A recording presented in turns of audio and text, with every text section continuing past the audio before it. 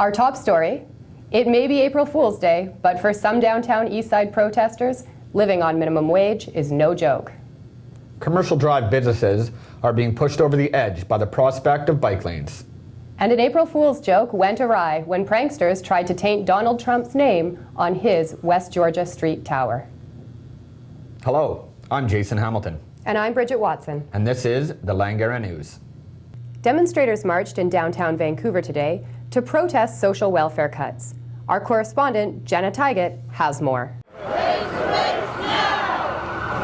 Close to 100 people marched down Main Street towards a nearby park where they gathered for a rally and barbecue. Advocates and people living on disability were among them. One demonstrator spoke about what it's like to live on disability assistance.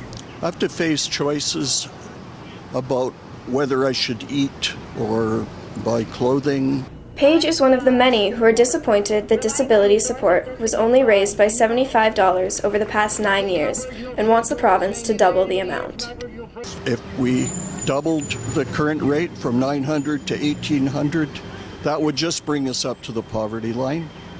With the extra money, Paige would go on a trip to see his family.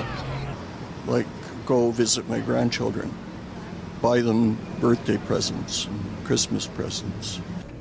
Among the demonstrators was NDP's Jenny Kwan, who blasted Christy Clark for not providing enough support to those in need and spoke in favor of raising BC's minimum wage. The minimum wage is the lowest in this country. We've called for the increase in minimum wages for as long as I could remember, and we need the government to act on that. We cannot be the province with the lowest minimum wage, and when you have the highest cost of living. Campaigners for a $15 minimum wage were also present and spoke about living on the current wage. People living on minimum wage in BC are below the poverty line, and we know that that's about $6,000 below the poverty line if you work full-time. They claim that most people are in favor of raising the rate. I think it's 76% agree that we should have a plan to get to a $15 minimum wage. So, I mean, this is really not should we do it? It's like, let's just get going issue, really, for this government. For Langara News, I'm Jenna Tygat. After hearing frustration from riders, TransLink announced recommendations for improved community shuttle routes in New Westminster and Vancouver. Here's Shahira Mararsi with more. On Thursday, TransLink released the results of their largest public consultation on proposed route changes. In terms of the responses, this has been one of our most successful public consultation campaigns. We had over 12,000 people total respond, which is significant when you talk about public consultation processes. One of the changes includes improving frequency on the 49 bus. Improving travel time between Metrotown Station and UBC, which is a very busy route, one of our busiest routes in the network. So that the concern was not being able to get to local services that our current customers were actually are able to do based on the 49 in its current configuration. So what we've done, we've adjusted the number 26, to provide for local service. Some residents of the affected area are worried the change will have a negative effect. I don't like it. People aren't going to be able to access the bus as readily as they do now. But if they stop it, then we've got to change buses to come here, which is an absolute nightmare, you know. This will follow within the next 2 years. Exact timing to be determined as part of the bus service plan sort of development and implementation. For Langara News, I'm Shahira Mararsi. British Columbians are becoming increasingly wary of drivers in their cities and towns. Jake Ray finds out what's wrong with the state of driving in Vancouver. Are the streets in your neighborhood becoming more dangerous? According to a recent poll by Insights West, nearly 60% of all British Columbians think that driving has gotten worse over the past 5 years. ICBC says one of the biggest challenges facing drivers today is distracted driving. We're starting to see wearable technology. We're starting to see more integration of portable technology with in-vehicle systems. And so we're seeing a lot of additional distractions that didn't used to be present. But distraction has been a problem pretty much from day one. Most people understand the problem with talking and texting on handheld devices. There's less of a an awareness of the problem of people doing these things when they're stopped in traffic, which does actually cause problems, because your situational awareness goes away. Despite the dangers associated with texting and driving, some people are still tempted. Do you ever engage in the habit of texting and driving? I want to say no, but I think occasionally, yeah. What do you think about distracted driving? Do you think that's prevalent? It's an epidemic.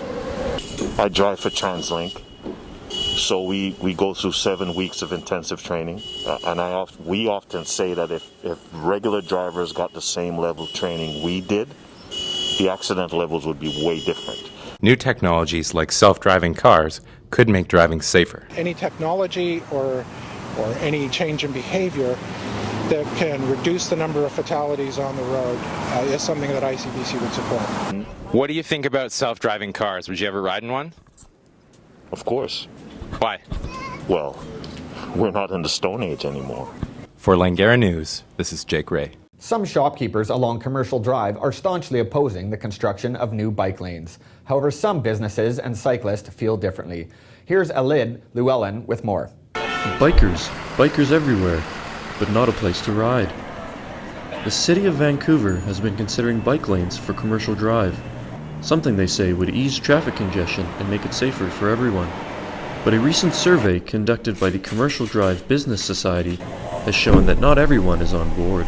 I like bikes on the drive. Unfortunately, I don't like designated bike lanes that interrupt the flow of traffic or partitioning off an already overstressed street for parking areas. According to the report, 84% of businesses surveyed were opposed to the addition of bike lanes on Commercial Drive, with many saying the bike lanes would affect their bottom line. There's a lot of businesses around here that do rely on parking, and specifically restaurants at night. And if those parking spots are gone, you know, their business hurts the most. Despite this, many businesses and cyclists feel that the bike lanes would benefit the community. It would bring businesses because people would be more likely to bike on the drive instead of parking, because there's a lot of parking spaces on the drive, but basically a lot of people get towed easily. I don't think it's gonna screw the business of these shops. I mean, there's no way, because it's better if there's a bike lane, there's less traffic, and I think more people can come here. Those opposed argue adding more bike lanes to the community is unnecessary. There's already 2 alternative bike lanes here, one on Victoria, one down on Woodland, which actually service the area. For Langara News, I'm Alid Llewellyn. Elizabeth May's plans to meet a hunger striker on the Site C dam protest site were dashed short this afternoon when the hunger striker was rushed to hospital after heart rate dropped to an extreme level. Our reporter, Roberto Teixeira, has more. The leader of the Green Party of Canada went down to the hunger strike protest in front of the BC Hydro building in downtown Vancouver to show her support for the striker Christine Henry. I'm on a hunger strike because I am... sorry, just takes me a minute. Christine wasn't there. She's in hospital. I'm on a hunger strike because we don't need the Site C dam, and the legality of it is still being challenged in court with the Treaty 8 First Nations in particular. And I'm concerned for her health, but I think it's a very legitimate and important way of expressing concern in a democracy. For May, the $8.8 billion project is ignoring treaty rights and First Nation people. Dreadful project environmentally, economically, and in terms of energy is more important than treaty rights of First Nations. And this is bare flats. That's what's going to be flooded. The environmental impact of the project are real, and it's already changing the Peace River Valley landscape. Flooding half as much of the agricultural land that BC needs to support itself in food. And they're just flooding it. Farmers from the region are concerned about the future of the Peace River Valley. Farmers have long-term jobs. Why aren't we investing in long-term jobs that actually put food on our plates, that actually feed people in our communities? I think if we go through with this project, we're being short-sighted, and we're throwing away such a beautiful future in the Peace River Valley. Activists hopes to send a petition to Justin Trudeau to stop the Site C dam. From Kirsten, it's a hunger strike petition. We're trying to get everyone to sign this. So many things we could be doing in British Columbia to generate more renewable energy. But Site C, again, the full purpose of the project is to provide energy for fracking of natural gas. The campaign against Site C is continuing until they get recognition of what they demand by the government. For the Langara Voice, I am Roberto Teixeira, Vancouver. Coming up after the break, we'll see what immigration experts think about increasing services for migrants. We'll have all the details and what it means for Vancouver after the break. Is this you? Tired of pens that just don't get the job done? We are too. Thankfully, there's Good Pen. Good Pen always gets the job done. Smooth flow. Radical. Oh yeah. Good Pen works most of the time. Not a guarantee.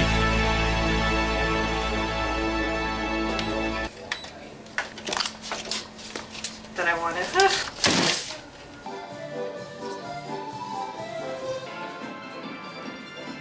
Oops, wrong day.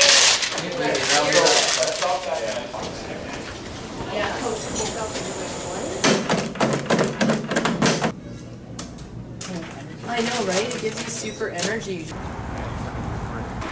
just like talking. The city is hoping to increase support for undocumented immigrants in a bid to become the country's third official sanctuary city. Brian Kurakawa has more. The Access to City Services Without Fear policy proposed by the City of Vancouver aims to allow undocumented immigrants access to essential services without threat of deportation. I believe that those people do need protection because without it, there's a lot of like under the table stuff that happens, such as human trafficking, or like people who come here as nanny and they have things taken away and they're like, oh, my boss took this away and they said that I can't do anything, and they get really scared and they don't know where to go for help. Services included in the policy are fire and rescue, utilities, and public works. I think that when you look at the long term, it's almost like the issue of immigrants coming into the country. With government-assisted refugees, they're coming in being supported by public money. We know by longitudinal studies that at the end, those folks contribute 10 times back to our country than what they received. Currently, there are 2 cities in Canada that have policies in place, Toronto and Hamilton, also known as sanctuary cities. Vancouver is vying to be the third. The policy will not affect services that are not municipally run. Outside organizations implement their own privacy policies. Immigration has been in the news, and we've been thinking about it a lot. We haven't seen a huge number of immigrants walk through our doors, but if they do, we're going to treat them like anybody else. We just want to love on people, provide them with services they need, make sure they have a hot meal, make sure that if they need shelter, they have shelter, and make sure that they're treated with dignity. An upcoming meeting will be held to discuss the policy on April 6th. No city councilors were available to comment on the next steps of the process. For Langara News, I'm Brian Kurakawa. Special needs support workers are upset with the Vancouver School Board's decision to cut 200 full-time jobs. Workers are saying this could leave students in the lurch. Here's Chandler Walter with more. The 2016 Vancouver School Board budget proposal includes a $27 million cut that will affect approximately 200 full-time workers. These include cuts to literacy assistants and support workers in special needs classrooms. Callan Hoffman is a support worker at Lord Byng Secondary, working in a lower functioning life skills classroom. He says having someone in a permanent position makes a world of difference to the students. Consistency and continuity. So if you're able to establish consistency with your staff, then and your student, then it'll be more effective for them moving forward. Hoffman said that students in his classroom require a lot of attention, and that as a result of these potential cuts, people in his position will have a lot more on their plate. You know, the subs they're great that do come into our classroom. However, they're not going to know the routines that we have with our students. So I'm going to end up doing a lot more work with different students. Started today, my prediction. Mike Lombardi, chair of the Vancouver School Board, says that the cuts are a difficult reality, and that it is the lack of funding from the provincial government that is forcing the board's hand. So what we're saying is, Premier, Minister of Education, take a second look at this. You know, we've got this world-class system we're all proud of.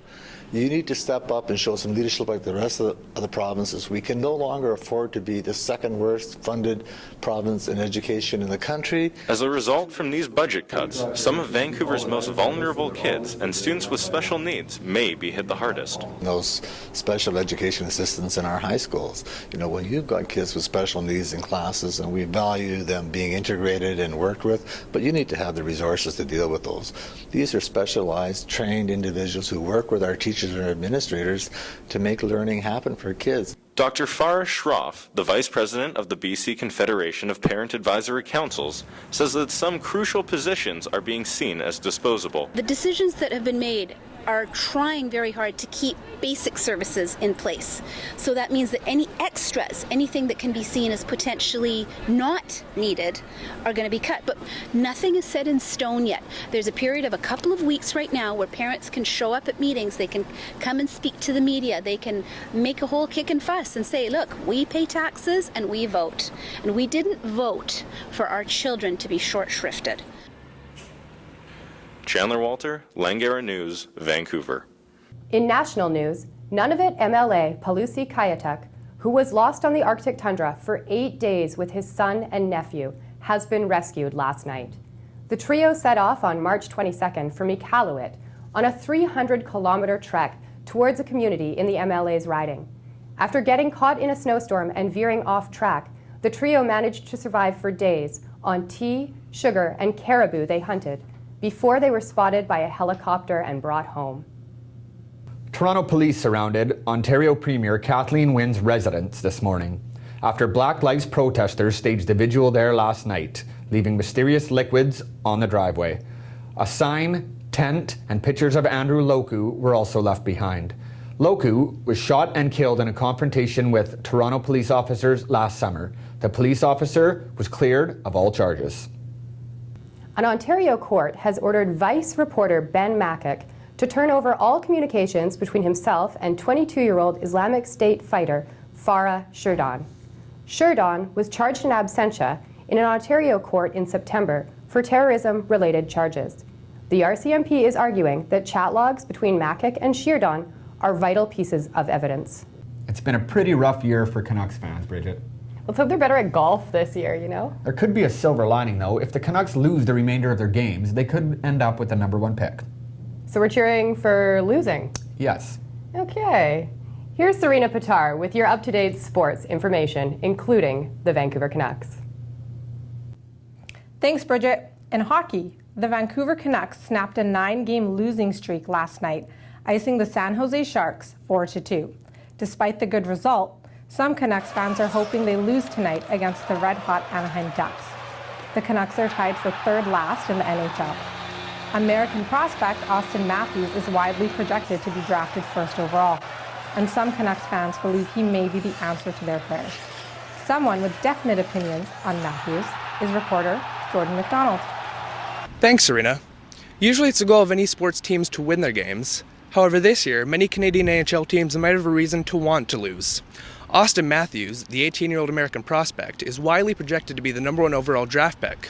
He's currently playing in the Swiss League and is widely considered to be the best player in the world outside of North America. His large presence at 6 feet 2 inches and almost 200 pounds, combined with his offensive skills, would make him a valuable asset to any team. Currently, all 7 Canadian NHL teams are outside the playoffs looking in, and there's a 68% chance that a Canadian team will get the number 1 overall pick. The Canucks are currently sitting at around a 10% chance of getting this pick, but every loss improves these chances, so many fans will be hoping for losses. For Langara News, I'm Jordan McDonald. Moving to the Vancouver Whitecaps. Despite a slow start, losing their first 2 games, the Whitecaps have impressed lately, picking up 2 wins in a row.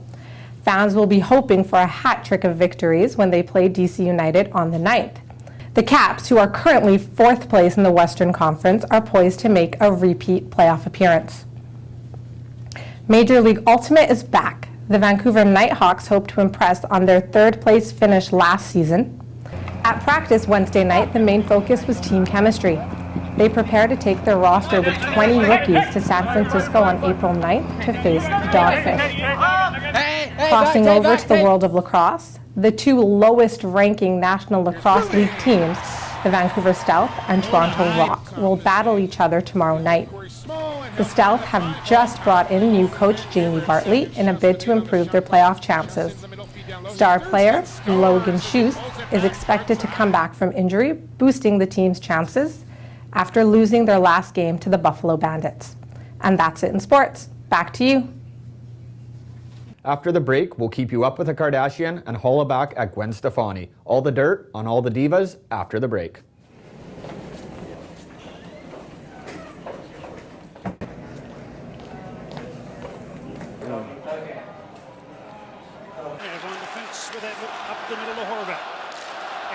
Joins this rush at center, pressed on the left wing, centers the puck, Edler shoots, and I think it hit. As Vancouver closes out the 5-game homestand with the 5-1 victory.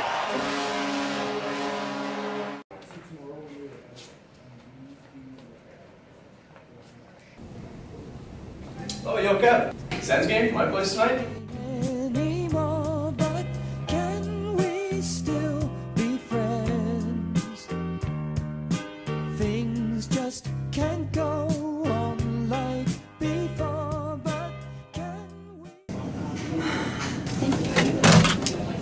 Hi, this is Bridget Watson. I'm calling from Langara.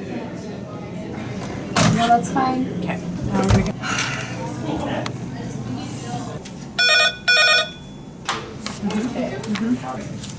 Just going to a zoom out, right?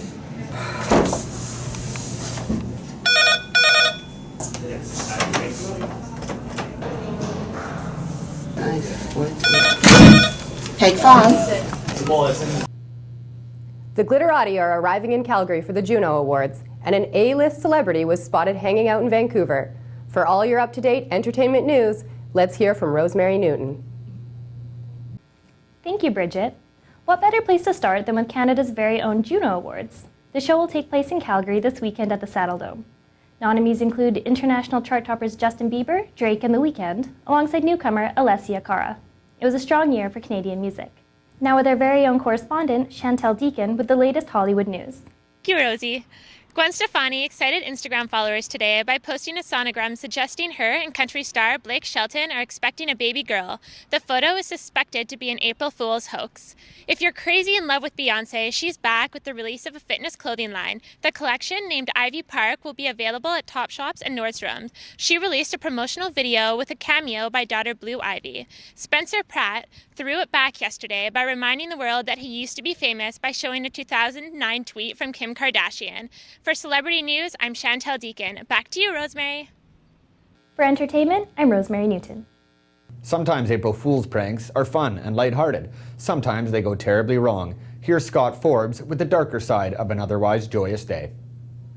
Early this morning, Trump Tower, the latest Canadian real estate development by billionaire Donald Trump, was the subject of an April Fool's prank gone wrong. Someone at the Peak 102.7 in Vancouver thought it would be funny to Photoshop the name Trudeau over the Trump logo on the Trump Tower.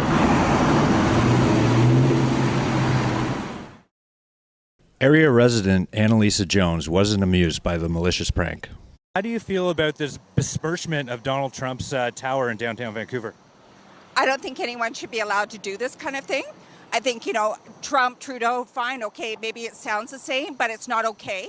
He has a brand, and it's a 5-star brand, and I don't think anyone should be mixing politics with business, and I just don't think it's right. I don't know what people are thinking nowadays. The Vancouver Courier is notorious for publishing April Fool's pranks. This year's story was about high schoolers brewing beer.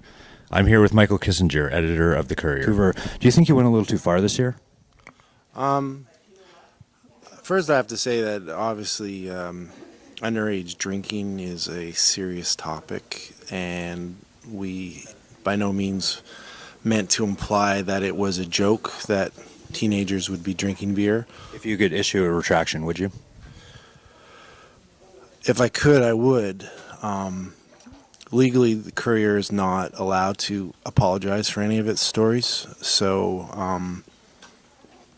I apologize for not being able to apologize.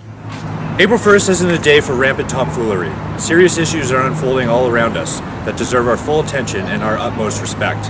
April 1st isn't for chasing rainbows. April 1st isn't about petting unicorns. And April 1st is not for frolicking in meadows. So turn your smile upside down, stop it with all your shenanigans, and get back to work. For the Langara Voice, I'm Scott Forbes. April Fools! It was another beautiful day in Vancouver today, the kind of weather we like to brag about to our Toronto relatives. Our correspondent, Catherine Wu, is here to tell us whether or not this weather is going to stick around. Whether it was walking the dog, a long walk along the beach, or just hanging out, by all accounts, it was a perfect day in Vancouver. With temperatures close to 20 degrees on the 1st of April, there was a lot to love about being a Vancouverite today. But it was also a treat for a number of visitors to the city. I'm from Washington State and it rains a lot there, so I'm really excited to be here and wear shorts and flip-flops. We are in a drought in Los Angeles, so we never have any clouds in the sky, we never have any rain. But is all this weather glory going to last? Sadly, today is the last day of our sunny streak. Sun and clouds are expected for the weekend, and the showers are back on Monday. The rain should continue through the week, but the sun will return by Thursday. Now for the rest of BC.